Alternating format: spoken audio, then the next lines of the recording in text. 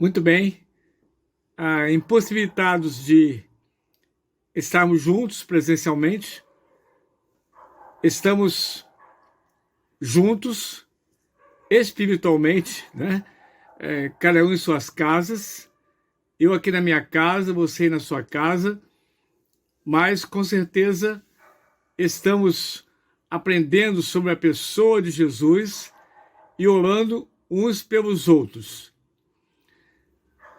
A Igreja Batista de Vila Isabel, localizada na Rua Barão de Cotegipe 138, continua com seus cultos dominicais ainda suspensos. Também o projeto Janelas Abertas, o Ministério Vida, a Missão Vida, estamos tendo cultos, sim, mas pela internet, não estamos tendo cultos presenciais. Voltaremos às atividades normais no dia 9 de maio, né? Está perto, vamos aguardar, voltaremos.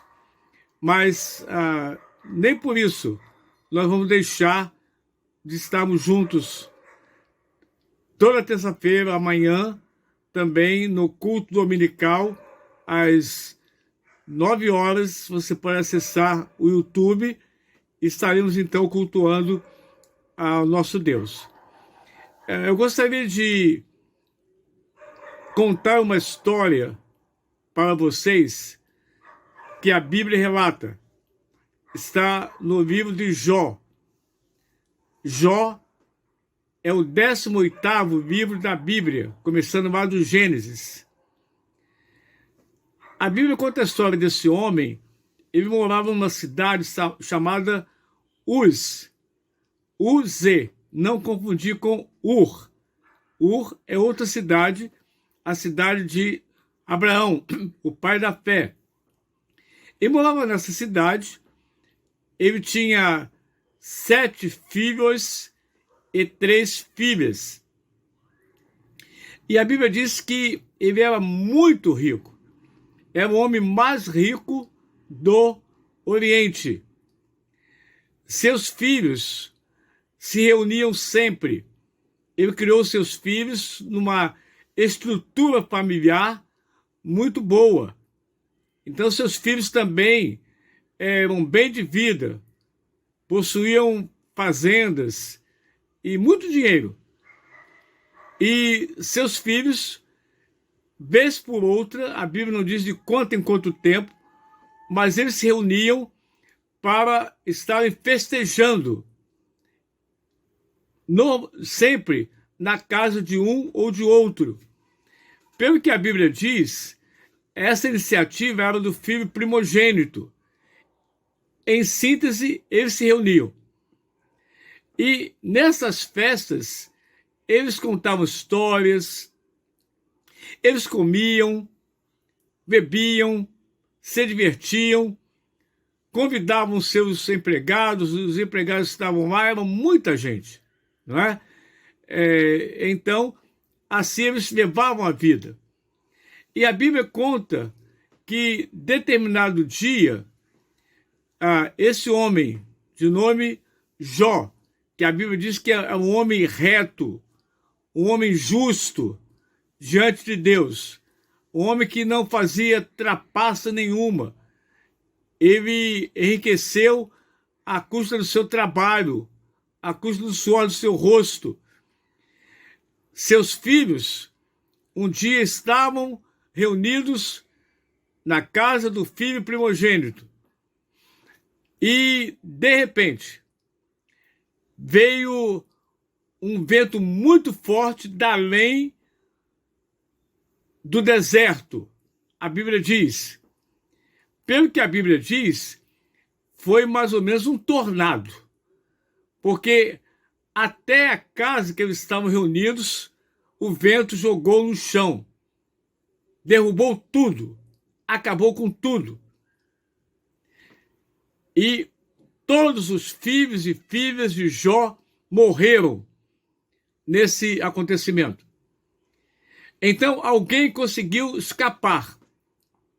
daquela catástrofe, daquela tragédia, e foram à casa de Jó avisá-lo do que tinha acontecido. Qual seria a sua reação se acontecesse isso com um filho seu, com sua mãe, com seu pai, com um amigo? Qual seria a sua reação? Mas eu vou ver para você qual foi a reação de Jó. Está em seu livro, no capítulo 1, verso de 1, quando diz que, em capítulo 1, verso de número 18. Jó 1, 18. Enquanto ele falava, isso é, a pessoa que foi dar notícia, falava, outro mensageiro chegou com essa notícia. Seus filhos e suas filhas estavam no banquete na casa do irmão mais velho. De repente veio do deserto um vendaval terrível.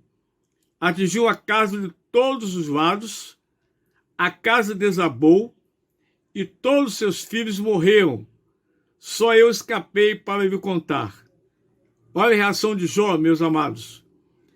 Então Jó se levantou, rasgou seu manto, depois raspou a cabeça, prostrou-se com o rosto no chão em adoração. E disse: saí nu do ventre de minha mãe. Estarei nu quando partir. O Senhor me deu o que eu tinha. O Senhor o tomou. Louvado seja o nome do Senhor. Em tudo isso, Jó não pecou, nem culpou a Deus. Estou lendo a Bíblia na tradução Nova Versão Transformadora. Gostaria de focar alguns pontos dessa leitura. Primeiro deles, devemos tomar o cuidado de, em momento de sofrimento, não tentar dar respostas absolutas, mas sermos sensíveis à maneira dinâmica como que Deus se relaciona conosco. A sua essência não muda, mas os seus métodos de agir podem variar. Não temos a capacidade de entender de forma completa os desígnios de Deus, por isso devemos ser humildes nesses momentos. Pessoas há que acusam pessoas que estão sofrendo. Ah, você está em pecado, você pecou, é falta de fé. Nada disso. Não existe isso. A Bíblia diz que todas as coisas contribuem, cooperam para o bem daqueles que amam a Deus. Todas as coisas. Eu sempre tive muita dificuldade, ou tinha muita dificuldade em entender esse versículo.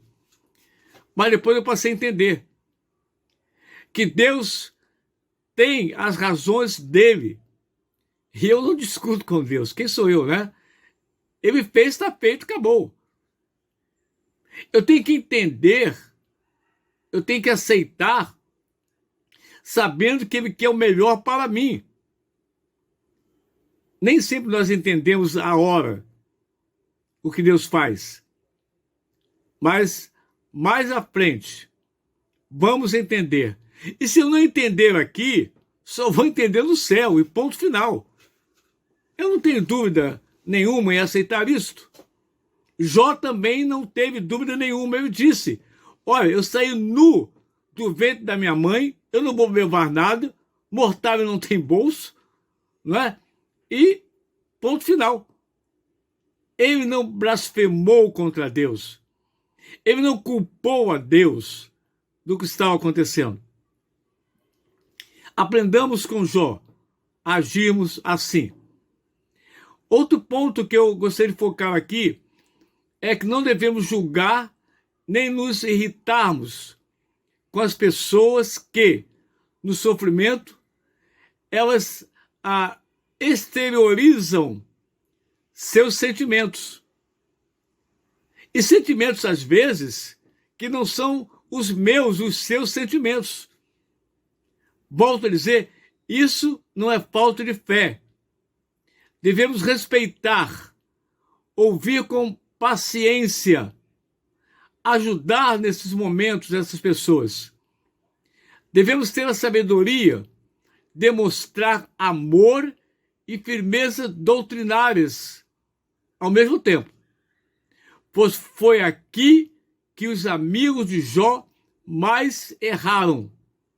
Eles tinham doutrina, mas não tinham amor. Por isso, estavam insensíveis ao sofrimento de Jó. No capítulo 6, versos 2 e 3, olha o que Jó vai dizer a um de seus amigos de nome Elifaz. Ele dá uma resposta a Elifaz que eu julgo de uma sapiência estupenda. Jó 6, 2 e 3. Se fosse possível pesar minha aflição e pôr numa balança meu sofrimento, pesariam mais que toda a areia do mar. Por isso falei de modo impulsivo. Jó era humano, como eu sou humano, como você é humano. E nem sempre as respostas que damos para o sofrimento são respostas que os outros querem ouvir. Nós não gostamos de sofrer. Olha, gente, raro o dia que, ao acordar, hoje mesmo foi um dia, eu abri lá a rede social e havia só notícia ruim. Fulano está entubado, fulano está no CTI, fulano está com câncer no cérebro. E todo dia é isso. Fulano está entubado, fulano morreu. Dificilmente o dia que isso não acontece. Mas o que fazer diante de uma situação dessa? É clamar pelo consolo do Espírito Santo de Deus e agir como Jó agiu. Olha, gente, eu tenho muito dinheiro, eu sou muito rico, mas eu nu saí do ventre da minha mãe e nu eu vou voltar. Aquele axioma que todos conhecem, mortável não tem bolso. Ele entendeu isso. Quando dá essa resposta, aquele que foi vai dizer de tudo. Eu fico pensando aquele que foi dar a notícia, essa notícia terrível, essa trágica notícia a Jó, ele deve ter ficado assustado. Gente, eu pensei que a reação deles fosse outra. Não. Mas até no sofrimento, Jó vai dar uma missão àqueles que foram dar a notícia a ele. Precisamos, meus amados, entender o propósito de Deus em nossa vida. Em tudo, Deus tem um propósito. É possível que eu não entenda de imediato. É possível que eu não entenda nem nesta vida. Mas uma coisa eu tenho certeza. No céu, eu vou entender. No céu, eu vou saber por que Deus agiu assim, dessa forma, de outra forma, na minha vida. Mas para isso, urge que estejamos atentos à voz de Deus. Ele nos fala todo instante, todos os dias. Ouçamos o que ele tem a nos falar. Será muito mais fácil aumentarmos a nossa fé nele. Aumentarmos a nossa confiança em Deus para entendermos os propósitos dele em nossa vida. Jó entendeu isto. O final da vida de Jó foi um final estupendo, porque a Bíblia diz que Deus lhe deu em dupla condição.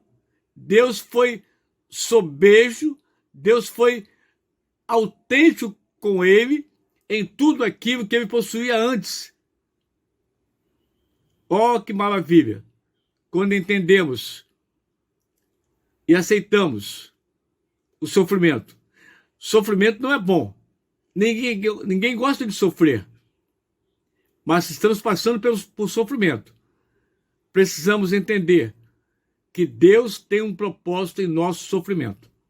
Não tenho dúvida disto. Para isso, urge que peçamos a Ele forças, sapiência, para aceitarmos os momentos que estamos vivendo. Principalmente agora. Precisamos muito da ajuda do Senhor para isto. Vamos orar nesse instante, pedindo que Ele esteja a cada dia, a cada momento, nos dando essa condição. Oremos. Nosso Deus, nosso Pai, nem sempre nós entendemos o que o Senhor faz. Nem sempre nós entendemos o sofrimento. Nem sempre nós entendemos aquilo que estamos passando. Mas de uma coisa podemos ter certeza. Em tudo, o Senhor tem um propósito em nossa vida. Nada acontece em nossa vida por acaso, por casuísmo. Não. O Senhor está ciente. O Senhor está no controle. O Senhor está sabendo. Isso, nosso Deus, nos dá uma tranquilidade muito grande, nos dá uma paz interior que nós jamais teríamos se não fosse a presença do Senhor em nossa vida. Nós clamamos nessa hora, Senhor, por aquelas pessoas que estão passando pela dor da separação de um ente querido, de um amigo. Ó Deus querido, esteja confortando esses corações. Aquelas pessoas que estão passando a dor de um relacionamento quebrado, de um desemprego. São tantos, nosso Deus, que o Senhor nos dê condições de aceitarmos e entendermos, sabendo que o Senhor vai agir. E quando o Senhor age, ninguém vai impedir a tua atuação em nossas vidas. Nós oramos com perdão dos nossos pecados, em nome de Jesus. Amém.